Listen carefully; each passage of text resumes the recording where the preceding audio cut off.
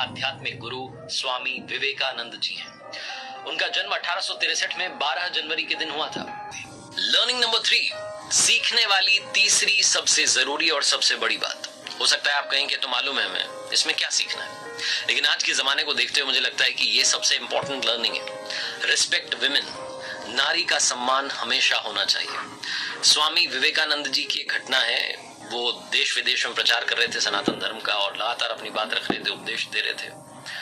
दूसरी कंट्री में थे, वहां बहुत सारे लोग उनसे मिलने के लिए आए हुए थे, उनका दर्शन करने के लिए आए हुए थे। एक महिला उनके पास में ही, उस देश की महिला थी, फॉरेन की, और वो लेडी आकर के कहने लगी कि मैं आपसे बहुत इंप्रेस्ड हूँ, आपके थॉट से बहुत इंप्रेस्ड हूँ, आप बहुत अच्छी बात करते हैं और मैं आपको अपना पति बनाना चाहती हूँ। जहां उस महिला ने प्रपोज किया शादी के लिए, स्वामी विवेकानंद जी ने कहा कि ऐसा कैसे हो सकता है, मैं सन्यासी हूं और अगर आप मुझसे इंप्रेस्ड हैं तो एक काम कीजिए, आप मुझे अपना बेटा बना लीजिए, इससे मेरा सन्यास भी नहीं टूटेगा और आपको मेरे जैसा बेटा मिल जाएगा।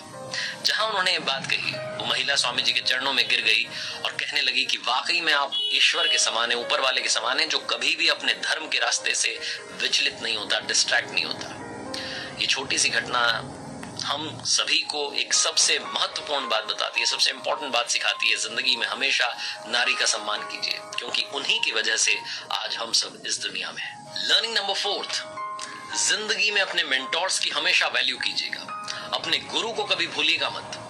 आज के जमाने में बहुत सारे लोग जब पोजीशन पर पहुंच जाते हैं, उन्हें लगता है कि अब मेंटोर से क्या काम है, उन्होंने सिखा दिया, हम आगे बढ़ गए, उनका काम था सिखाना, भूल जाते हैं। हम ये भूल जाते हैं कि मेंटोर वही है, वो गुरु वही है जिसने हमें रास्ता दिखाया, रास्ते पर चलना सिखाया, और मंजिल तक अगर हम पहुंचे हैं तो गुरु का सबसे इंपॉर्टेंट रोल है। स्वामी विवेकानंद जी अपने गुरुदेव रामकृष्ण परमहंस जी के लिए जिंदगी भर समर्पित रहे। हर पल हर श्वास को उन्होंने गुरुदेव की सेवा में लगा दिया था, समर्पित कर दिया था, 100% डेडिकेशन था।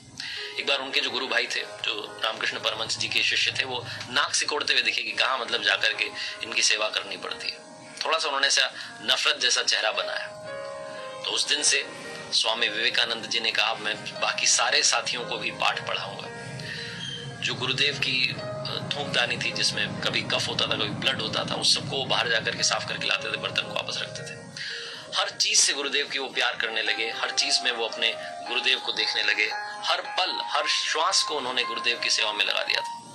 रामकृष्ण परमहंस जी जब अपनी जिंदगी की आखिरी सांसें ले रहे थे, जब जीवन के अंतिम क्षणों में थे, बहुत ज्यादा उनकी तबीयत खराब रहने लगी थी, उस वक्त भी अपने गुरुदेव के साथ रहते थे स्वामी विवेकानंद जी।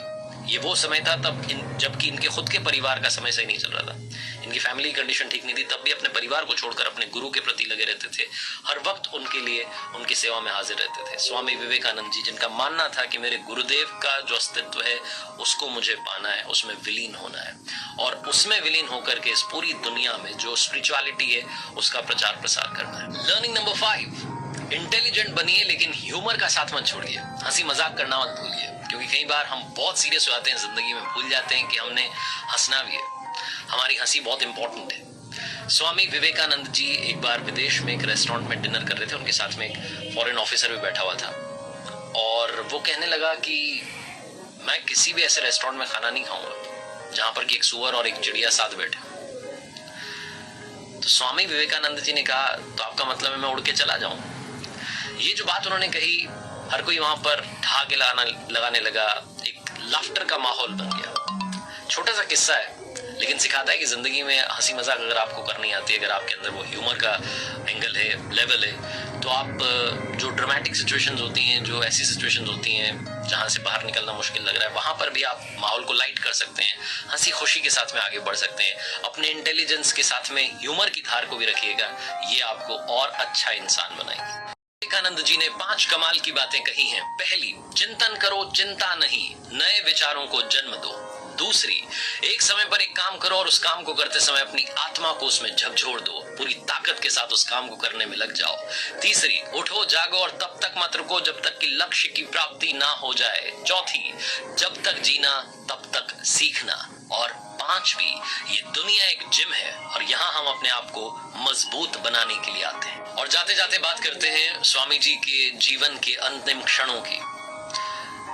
अपने जीवन के आखिरी दिन उन्होंने शुक्ल यजुर्वेद की व्याख्या की और कहा कि एक और विवेकानंद चाहिए ये समझने के लिए कि इस विवेकानंद ने अब तक क्या किया।